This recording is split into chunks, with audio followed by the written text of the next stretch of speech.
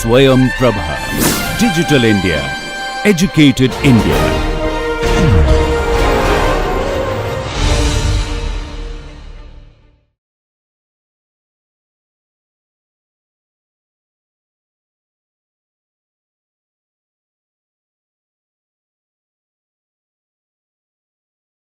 Hello everyone. Now we will continue with the comber. In previous section we have discussed the different mechanism, different section of comber, and like the feeding zone, nipping zone, combing, detaching. Okay. So, detaching is taken place at the end where the combed fringe is being detached from the lap and it is detached by a pair of detaching roller. The motion of detaching roller is complex. It has got to and fro motion and that too at different speeds. So, within that small space, okay, this complex motion is actually given through the differential gear arrangement. Differential gear is also known as epicyclic gear. So, in this epicyclic gear arrangement, what normally it is done, it is a multiple source is being combined and ultimately it gives a complex motion. So, in the comber two types of motion comes. One is the continuous unidirectional motion, another is from the rocking motion, that is two clockwise anti-clockwise motion, they are being combined and ultimately final motion comes to the detaching roller. So, this detail we will discuss with reference to comber, but before that let us discuss the different types of gear and how the motion in differential gear are different from other gears. In short we will discuss. So, mechanism of motion of comber, that is detaching and piecing, that as I have mentioned. So, after the combing the detaching roller feeds back the previously formed web. Suppose these are the detaching roller, this is front detaching roller, back detaching roller. So, they have the cream, these are already the combed fringe they have detached, but for the next cycle this detaching roller will start moving backward direction, okay, backward direction, and this is figure 1. Next figure, what will happen while it is moving. So, let me draw the fiber in other color, say the blue color shows the fiber fringe. Now, after this reverse motion, the fiber fringe is fed back, okay, this feed. Now, here the overlap will take place with the new fringe for the next cycle, okay, and nippers are moving, and during that time this detaching roller will again start moving in the forward direction, initially at faster speed. So, let us see in the third case, third stage, what happened. These detaching rollers will take all this fiber fringe forward, okay, and as soon as this joint portion comes under the control of this detaching roller, the back detaching roller and front. So, then initially it was fast forward, then it will move at the slow forward, the actual forward motion, and it will take the fiber forward, fiber fringe, and then the detaching will take place here. At this point the detaching will take place. So, this process actually needs a complex motion, so which comes from the epicyclic gear arrangement. So, total the after cylinder combing, detaching roller feed back part of the previously formed wave. So, now we can see here V is the total length of fringe. Okay. You can see here this is the detaching roller, as I have shown, this is the detaching roller, it moves forward and backward direction, and here the overlap takes place. Okay. Now, nippers swing forward and lay new wave over it. So, this nippers section will move forward, and what in this way what will happen, the new fringe will be laid over the old fringe, but during that time the detaching roller moves backward. So, rotates, then the detaching roller rotates forward. After piecing, the detaching roller will move in the forward direction. That means, when the nipper swing forward, the detaching roller moves backward direction. So, that the overlap take place.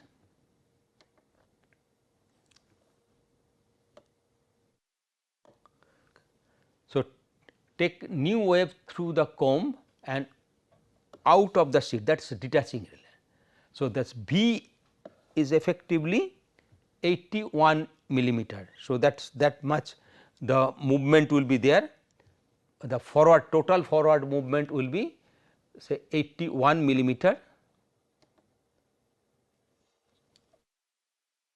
and effective takeoff, that is T, what will be there. So, 49.5 millimeter was actually that moved backward. So, that previously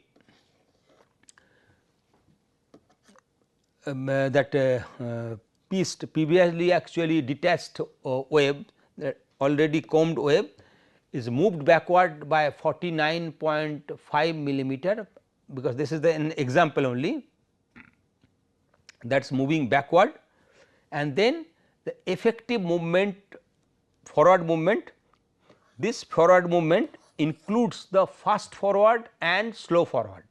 So, effective movement was 81 millimeter, and that means total effective takeoff, that is total takeoff per neve per cycle is 31.5 millimeter. So, this is just one example, and here what we will see, we will try to see the detailed calculation with a given example.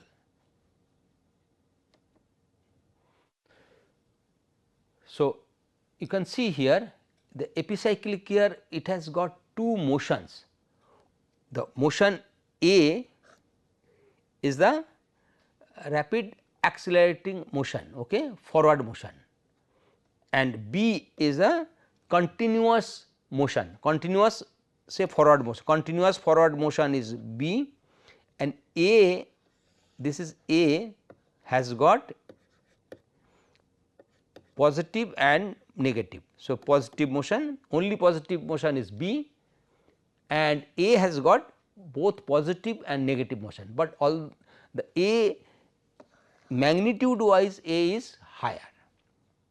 So, then for simple understanding, the when A and B are superimposed, negative A is superimposed, negative A is superimposed on B, that means it will be, this is the effective. So, positive A is superimposed with B, this is here it is a B is always positive. So, that means the forward motion will be high A plus B, but when negative A is superimposed with B, negative A with superimposed with B, that means effective negative motion will be C, that means A minus B. So, minus A plus B equal to minus C. So, that C is will be on the negative side, that means it will go backward, effective backward motion. So, in this is the basically net backward motion is C equal to B minus A. That means it is a it's easy representation of the what is happening in the epicyclic gear.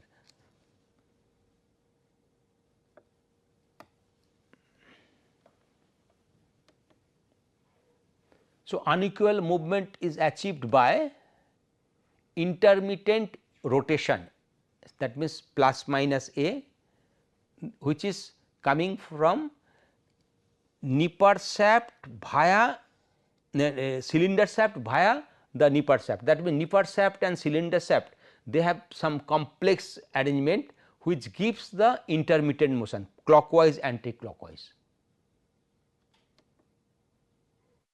and superimposed upon a constant basic rotation which is coming from comber shaft. Okay. That is it is mainly in the unidirectional forward direction positive. Since speed of A plus B is more than B minus A, there will be net forward motion, that I have already mentioned.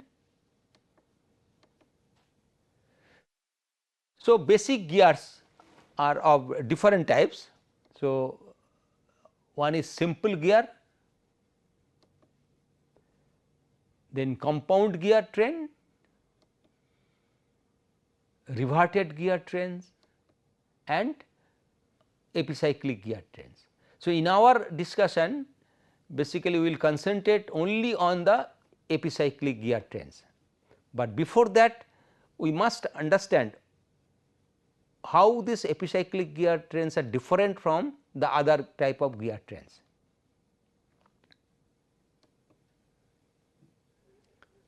So, in simple gear trains you can see the gears may be multiple gear, maybe only 2 gears, they are actually connected in this fashion, direct fashion, in touch with that.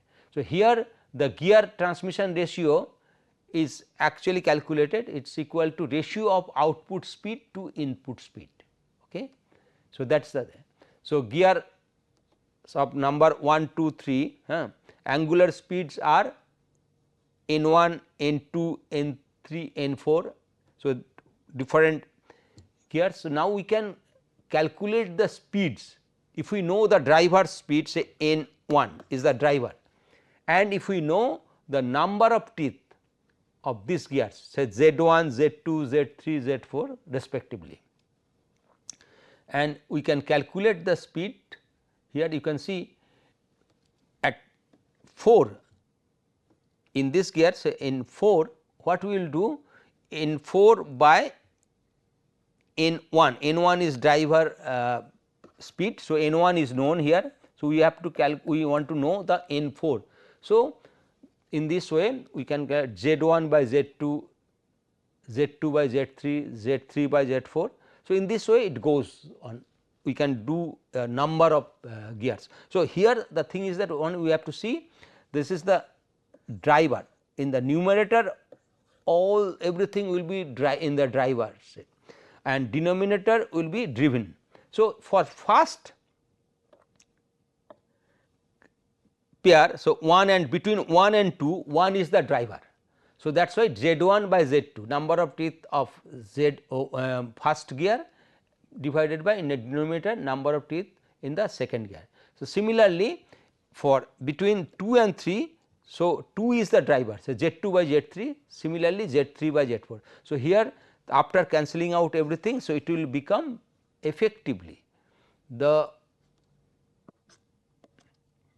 gear ratio will be Z3 by Z1 by Z4.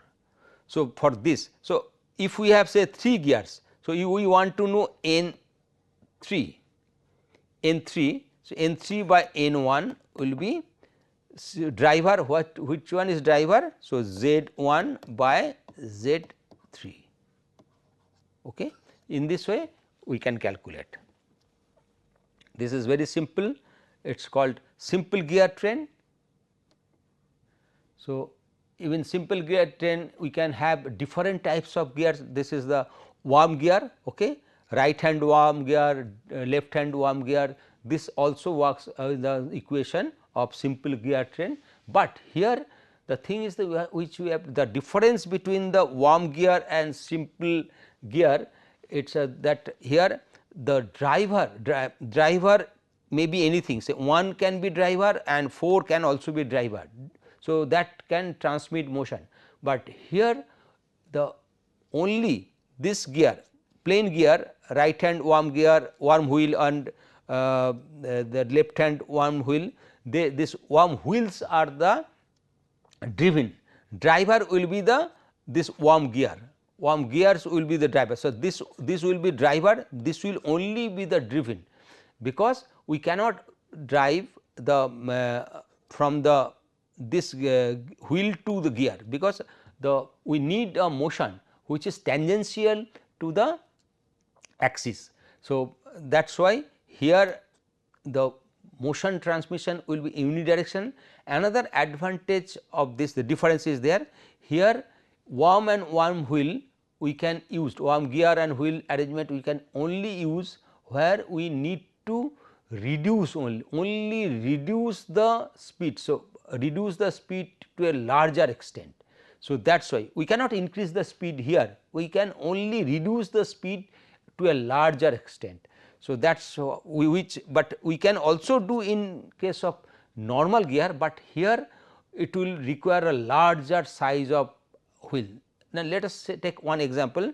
This is suppose single pitch, one rotation of this gear will have rotation of a wheel by one tooth, only one tooth rotation. That means, if it has got, say if we want to reduce the speed by 1:100. So, we will simply require a gear of the worm wheel with a 100 teeth, that is all. 100 teeth worm wheel, its size is not that big, but on the other hand, if we want to reduce the speed by 100 times in this normal gear, then what will happen? Suppose this is a 50 gear teeth, okay, and we need say 5000 gear, one pinion, one wheel pinion with a 5000 teeth, which will be very big. So, the space constraint will be there. So, worm and worm wheel we can use only in two conditions, where we have to transmit only one direction and where we need a reduction of speed to a larger extent with a smaller space. So, that is the situation here. Now, the next is that compound gear. Compound gear, at least one pair of gears is rigidly mounted on the same shaft. So, that is a compound gear. So, in one shaft, this shaft we have more than one wheel. So, here you will see 2 and 3, that gears 2 and 3 are actually placed on a single shaft. Okay. Now, here we can transmit. The advantage here is that it actually the space requirement will be little bit lower, and also at different plane we can transmit the motion. Okay. So, at different plane, otherwise in case of simple gear it was in the same plane. So, thus that pair has the same number of revolution. So, be here 2 and 3, as they are in the same shaft, they will have the same number of revolutions. So, this is used in drafting, twisting gear and headstock gearing. So, different applications are there. Now, here you can see the gear transmission ratio we can calculate by N 4 by N 1. So, N 1 is the driver we know, N 4 we want to calculate, N 4 we want to calculate here, and that we are getting by Z 1 by Z 2 multiplied by Z 3 by Z 4. So, again it is a driver by driven. So, gear transmission ratio is the product of the number of teeth on driver and divided by product of number of teeth on driven. So, that is also valid for the simple gear arrangement.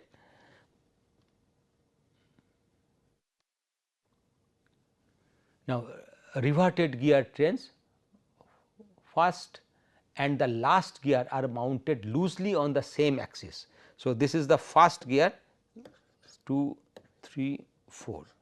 This first and last gears are mounted loosely on the same axis. That means, it is transmitting the motion in the same axis, but they are loosely mounted. So, 1 and 4 are loosely mounted, okay, and 2 and 3 are actually fitted on the same axis, they have the same speed. So, 1 and 4 will have different speed, but 2 and 3 will have same speed because they are fixed in a same shaft. So, used in a clock and machine tools. So, this type of arrangement is used in our watches. So, very commonly used, like we need in the same shaft like an hour hand and minute hand. So, their ratio is say 1:60. So, that we can achieve by this type of arrangement, where we change the gear, but the ratio will be different. Here the advantage is that within a very small space we can actually arrange this type of gear and we will have the high reduction, okay, or increase. Now, here in this arrangement you can see that 1 and bit 1 is transmitting motion to 2. So, 2 is the smaller one. So, if it is say rotating 10 rpm. So, suppose let us see this has got say 100, this is 50 teeth, 100 teeth, 50 teeth, and this one is say again 100 teeth and this is again 50 teeth. Now, let us see how the speed changes. This is suppose rotating at 100 rpm, in 1 is 100 rpm. So, N 2 becomes so 200 rpm, 200 rpm N 2. So, N 2 and equal to N 3 also 200 rpm because they are in the same shaft. Now, this is 200 rpm and the ratio between 3 and 4 teeth ratio 100 and 50. So, that means gear 4 will rotate twice, 2 times than that of gear 3. So, that means N 4 will be 400 rpm. That means, we can see from 100 rpm to 400 rpm within a simple arrangement we can make. Okay. So,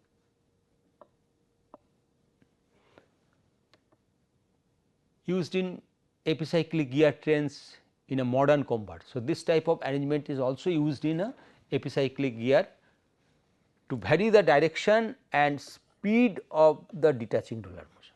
Okay. That we will discuss here. Now, next is the epicyclic gear train.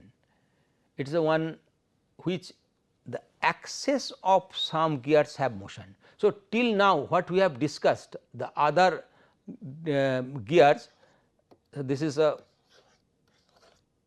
is axis, okay, 1, 2, 3, these are the axis of the gears, okay. But here the wheels, the gears rotate on the shaft on their own fixed axis, they will have only the rotational motion. none of these axes have there any other motion than the only rotational motion. These axes have only rotational motion, but in epicyclic gear one or more than one axis will have a, along with the rotational motion, they will have revolutionary motion also. They will revolve around certain axis. This their own axis will rotate and they will also revolve. So, they will have the more than one motions.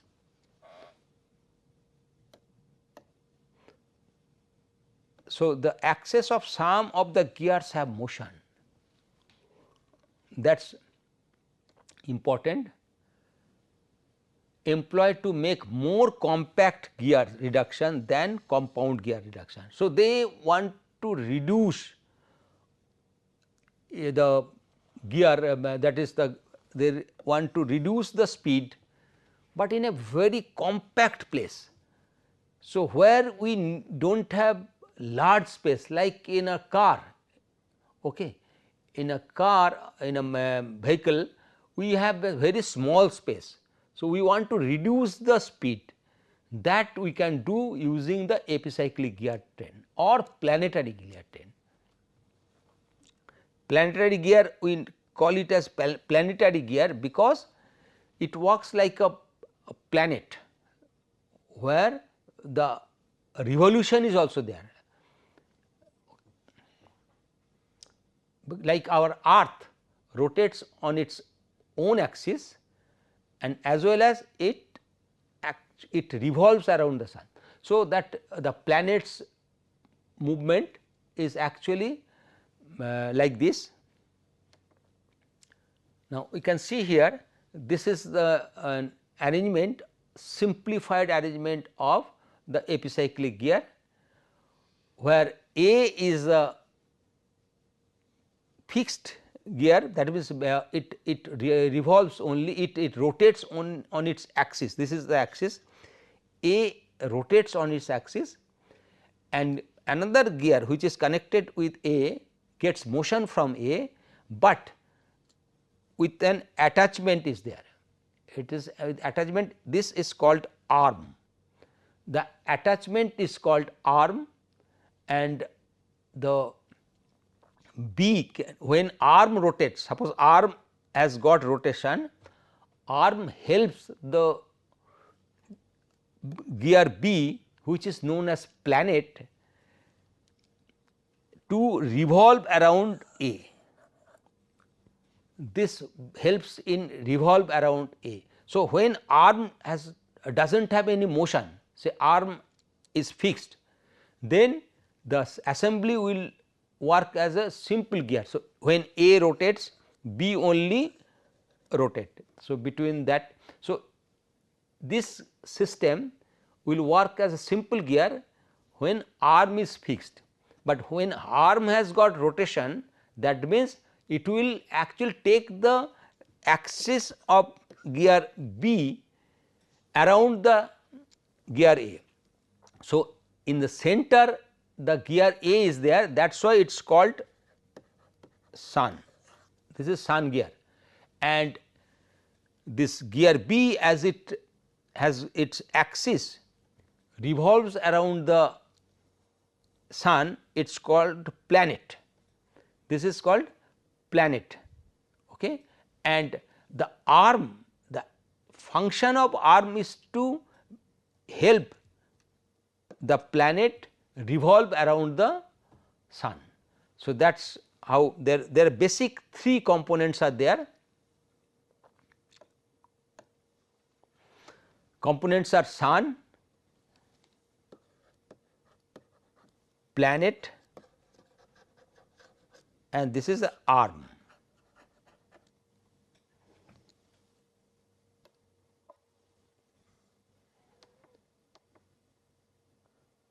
The said gears would be revolving about external axis or axis, whereas In other gear trains, the axis of all the gears do not have movement. Okay?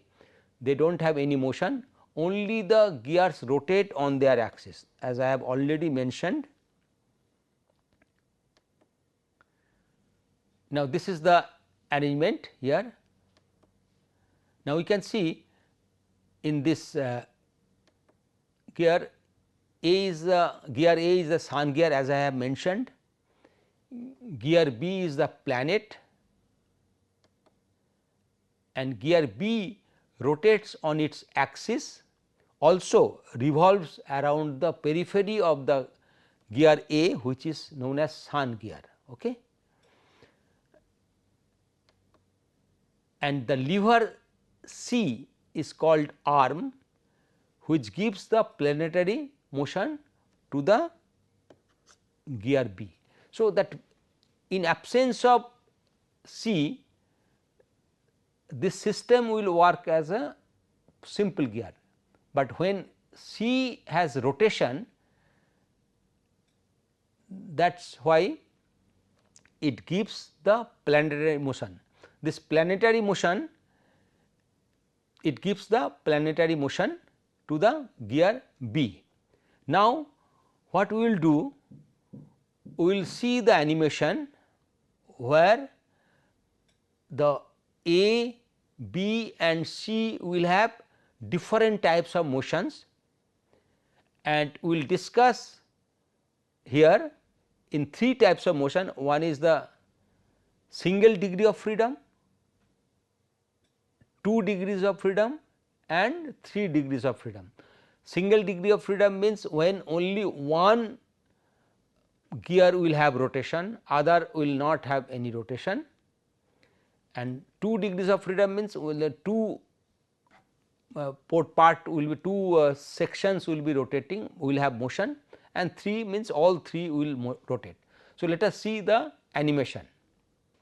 Now, let us see the animation of simplified epicyclic gear arrangement. We are now here to understand the basic principle of epicyclic gear, how does it work. So, it has got, for any epicyclic gear arrangement or differential gear arrangement, there must be 3 components, minimum 3 components should be there. Here the component A is the central component, which is known as the sun gear, and component B is connected with A, which gets drive from A, and at the same time it is connected with an arm C. C is the arm, and B, which actually allows, which makes the center, that is the shaft of B, revolves around the A, that is A becomes sun. So, B is planet here, and as C is responsible for the revolution of the planet, C is known as the arm. Here we will discuss with a simplified example of one revolution, with one revolution of a component, any of the components, and with a single 1 degree of freedom, 2 degrees of freedom and 3 degrees of freedom. 1 degree of freedom means where only one component is moving, 2 degrees of freedom means 2 components will be moving, and 3 degrees of freedom means all the 3 components A, B, C will be moving. Now, let us see with the first 1 degree of freedom. Now, try to see, this is 1 degree of freedom. What is there in 1 degree of freedom? The input is actually A. A, the sun gear is stationary, there is no motion of the sun gear. Okay. Only the motion we are giving to the arm C. C rotates clockwise that is positive here it is showing at one revolution. So, C makes one revolution. Now, how does it affect the revolution rotation of B? Now, we can see once again. Now, C only making one revolution, but A is stationary. So, that makes the B two revolution. Here the A and B, they are having the same number of teeth. So, one is that during the rolling there will be one rotation, and as the and the revolution there will be one rotation. So, you can see once again. So, this is making one revolution and again it is making two complete revolution of B. Now, the 2 degrees of freedom, you can see that there are 2 degrees of freedom. Here what we are giving? We are giving A plus 1 clockwise revolution, A rotates 1 revolution in the clockwise direction and C also rotates 1 revolution in the clockwise direction.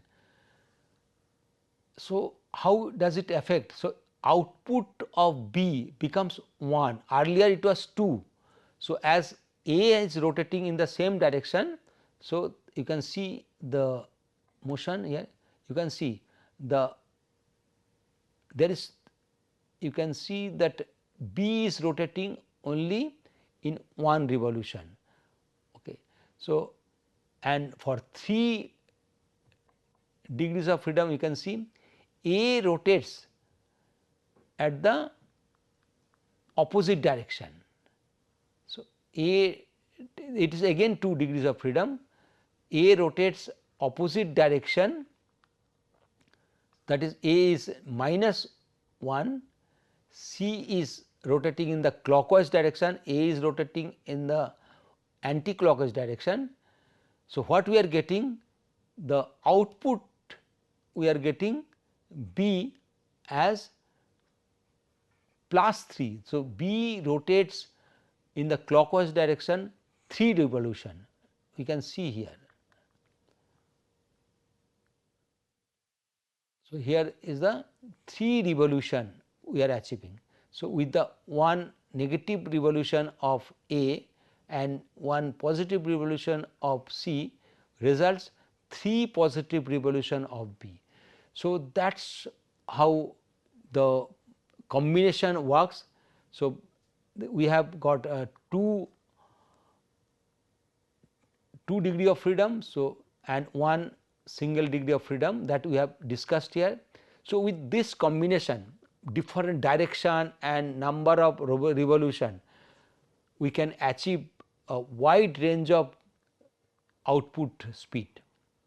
Okay. And this with this animation, simple animation, we will now try to understand in detail how the with the other examples how the epicyclic gear works. Okay. So, in animation we have seen how the motions are changing, how the revolution RPMs are changing if we change the direction of motion or if we have single degree of freedom, 2 degrees of freedom and 3 degrees of freedom. Now, we will see how the velocity ratio of the epicyclic gear trains are calculated. So, there are different methods of calculating the velocity ratio.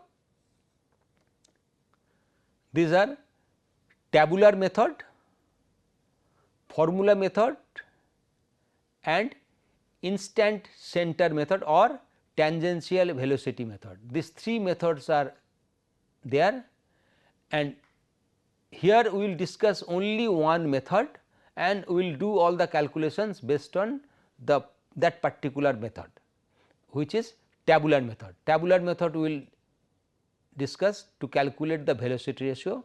Now, see here, first determine the motion of every element in the gear train. So, this will determine, and two easily describable parts of the total motion are analyzed separately, then added together. So, what are the two easily describable parts? Part 1 is that the motion of all the components rigidly fixed to the rotating arm. So, that is here what we are doing, we have locked everything, we have locked that A, B and C, and they are rigidly fixed, they do not have any motion. Now, where we are giving rotation to everything, but like we are rotating whole system in a clockwise or anti-clockwise direction. That means, everything will have A, B, C will have same rotation, same direction. And second is that motion of all the components relative to the arm. So, arm we will be making fixed, we will make then arm only fixed, then this will rotate, the things will, other things will rotate. Here only we have, as we have, apart from our arm we have only two components, they will have their rotation like a normal gear, simple gear. And then what we will do, we will add up these two system to get the basically to get the effect of epicyclic gear.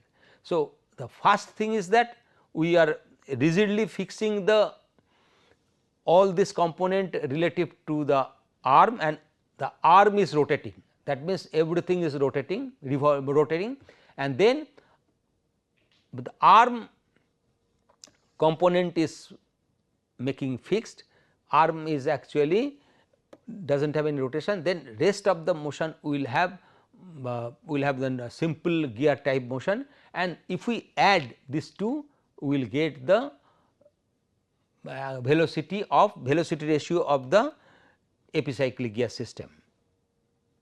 Now, let us see with the example. First we will see the example of the simple system of this A, B and arm, and then we will come to the actual example of the comber.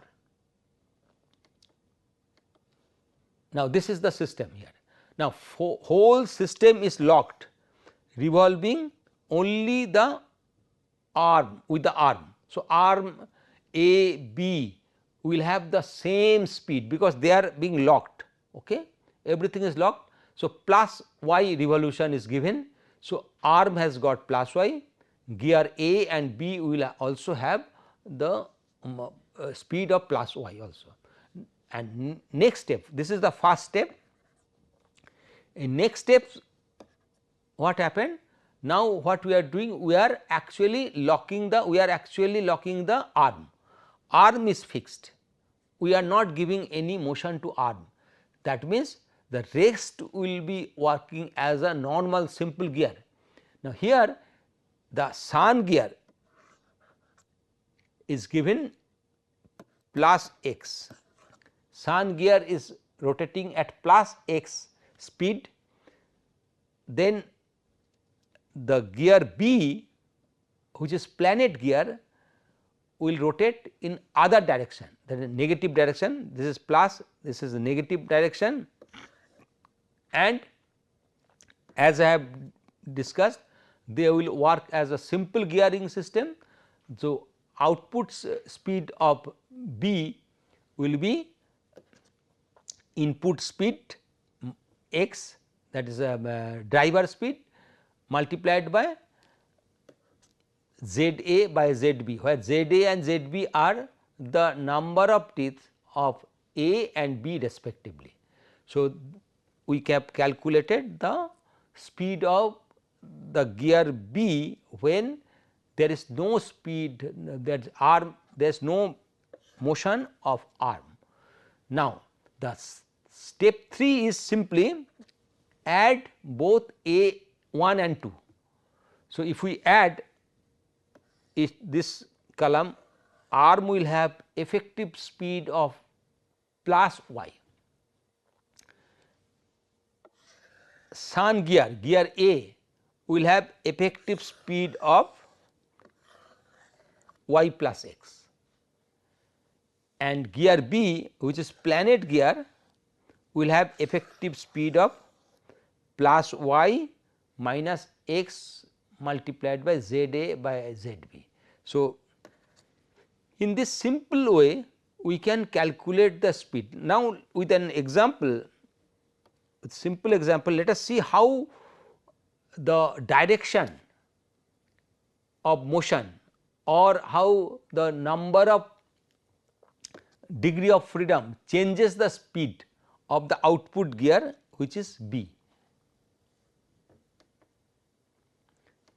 These are the two speeds we are now adding and getting the final speed, this is the output speed of the gear B.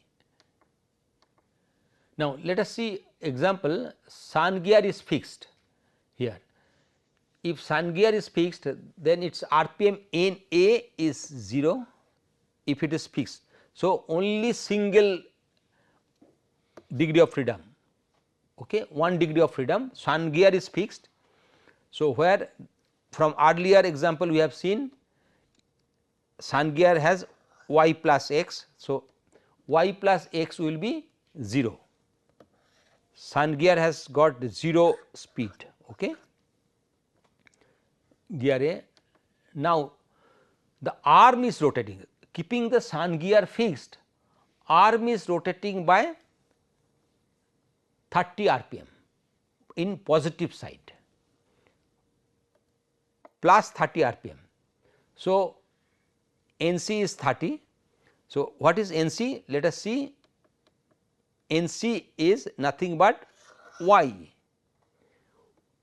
effectively it is a y plus y.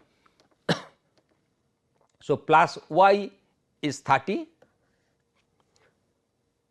this is C, arm is C, equal to 30 rpm, 30 rpm is y basically, y is 30.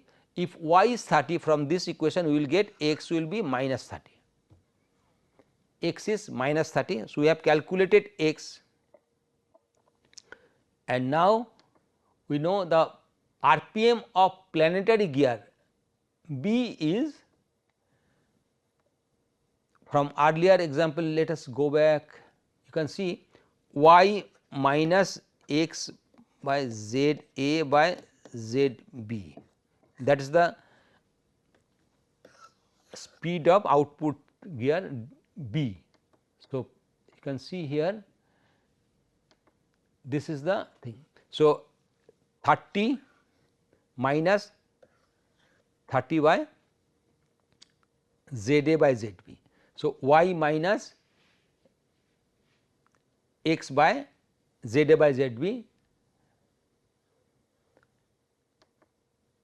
and where this A has got 80 teeth and B has got 40 teeth. If we assume here, in that case we can calculate NB.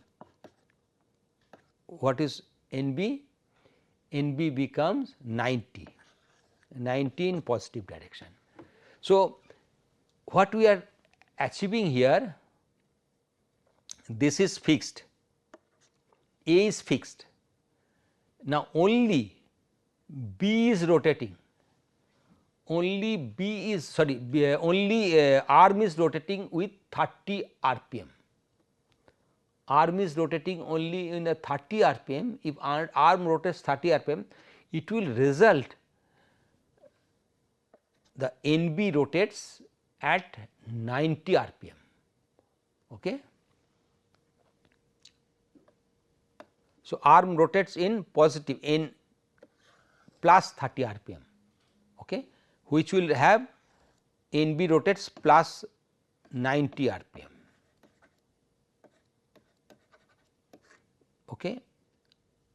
So, C rotates plus 30 rpm y, and this is NB. Now, let us take this is a single degree of freedom, 1 degree of freedom. Now, 2 degrees of freedom, where what we are doing? We are giving a motion in C, that means in C, that is arm plus 30. Along with that, we are giving motion to the gear train also. Planetary gear train is to make use of 2 degrees of freedom. In this mechanism, we can have the sun gear is released from the ground. Earlier sun gear was fixed. Now, the sun gear is released from the ground and sun gear has got certain motion. This mechanism requires 2 inputs. So, 2 degrees of freedom means 2 inputs to determine the completely the motion of the gear train. So, 2 inputs are required. One is the sun gear motion we will be giving, another will be giving the arm, and then we will do this calculation. 2 separate input speeds, so are combined to give the output speed, okay, proportional to the sum or difference of the 2 inputs. So, it will be added or subtracted depending on the direction of motion which we will be giving. Okay. Now, if the RPM of sun gear is say 120 in plus direction, NA is 120. So, using this tabular method, y plus x, y plus x is the, in tabular method we have seen y plus x is the sun gear. Okay. So, y plus x becomes 120 plus 120, assuming the RPM of the arm 30. So, we have given the speeds in 2 components, one is the sun gear, another is the arm. So, sun gear is rotating at plus 120 RPM and arm is rotating at plus 30 RPM. So, what we are getting, y is nothing but the arm, we have seen y is plus 30. So, x will be plus 90. So, 120 minus 30, it will be plus 90. So, x is plus 90, and if we know the y and x and if we know the gear ratio, okay, gear ratio, then we can calculate the speed of B. So, the RPM of the planetary gear B is, we know that the from the earlier equation. So, 30 minus 90 is the speed of, that is x, and 80 by 40 was the gear ratio. So, what we are achieving? We are achieving the speed of the planetary gear planet B becomes minus 150 RPM, that is in the other direction. Both sun gear and arm, they are rotating in positive direction, but effectively what we are getting, the planetary gear which is rotating at much higher speed, that is 150 RPM, but at the other direction, negative direction. So, from this calculation we can come to know here. So, if RPM of sun gear is minus 120, so that means now earlier it was in the positive direction, sun gear was in positive direction x. Okay. Now, what we are doing, we are assuming sun gear is rotating at minus 1. So, N A minus 120 RPM, it is rotating in other direction. In that case, so y is plus 30. So, x becomes minus 150. So, minus 150, if we put this, if we actually use this value x and y, x is minus 150, y is plus 30. In that case, we can calculate N b using the formula. So, what we are getting, N b is equal to 30 minus 150 by 80 by 40, it is becoming plus 330. Now, we can see here only by changing the direction of the sun gear, we are achieving the speeds of the different speeds and different direction of the planetary gear. So, here we can see by changing the direction and by changing the speed, we can achieve the output in different direction and wide range of flexibilities we can achieve here. Okay.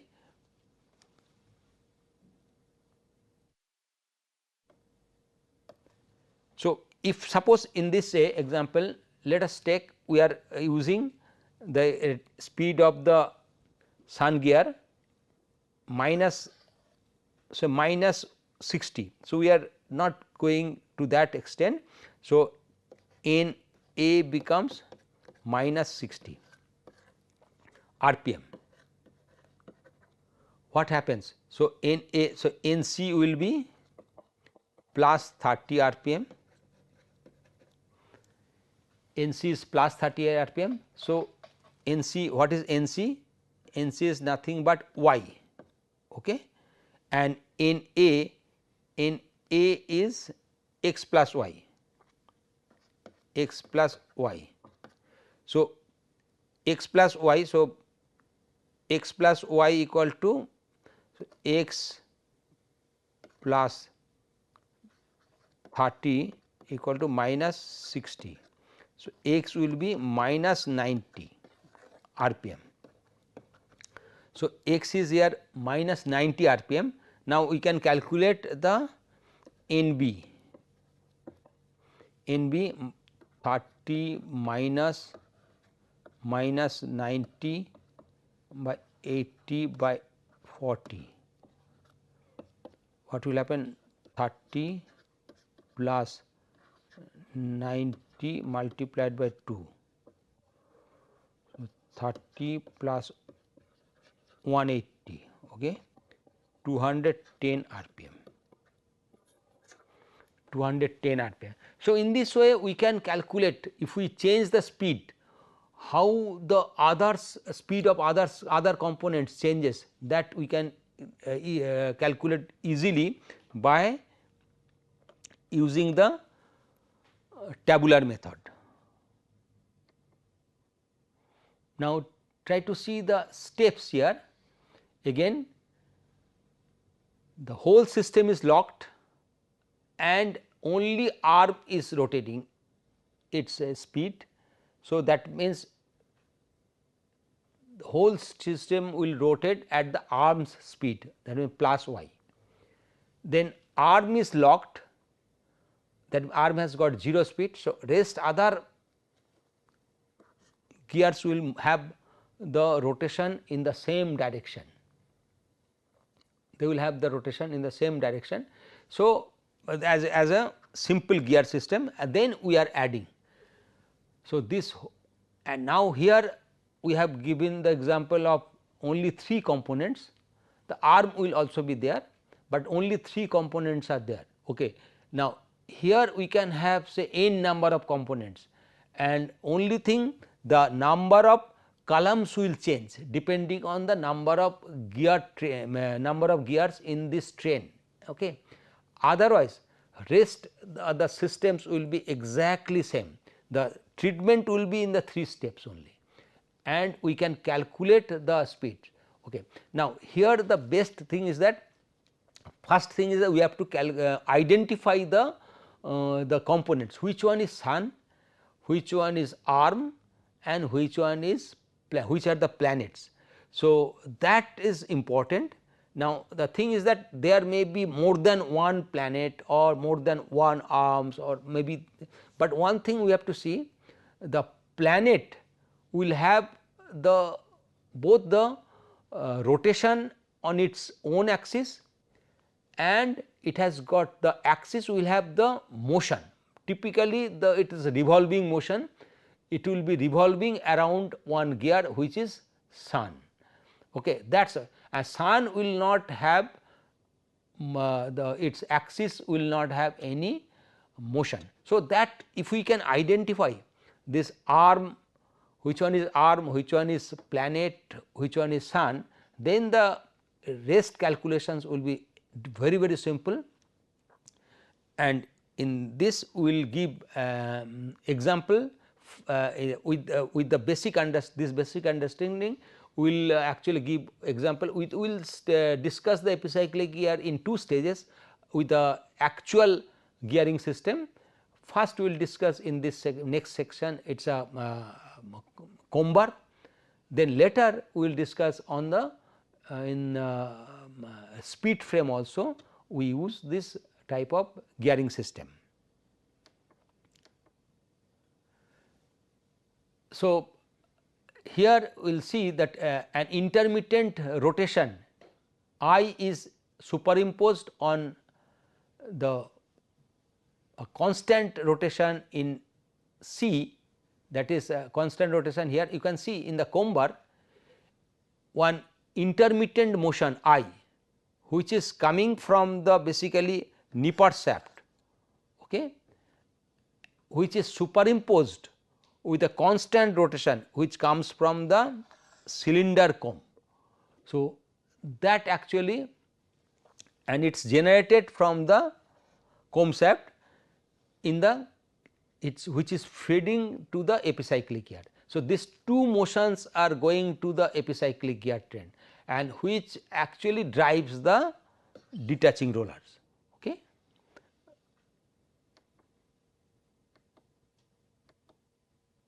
The intermittent motion I is also derived from the cylinder comb shaft with a complex arrangement. There will be a complex arrangement, and the intermittent motion effectively is faster than the constant rotation C. That is, this intermittent motion effectively will be faster, whatever we are getting, that this will be in its mod I, that means its numerical value is faster than the constant rotation C in one direction. Now, here in the comber we will discuss these things in this total section in 3 different types of cases, and that different types of stages we will discuss. This we will discuss in the, we will continue in the next section. Till then, thank you.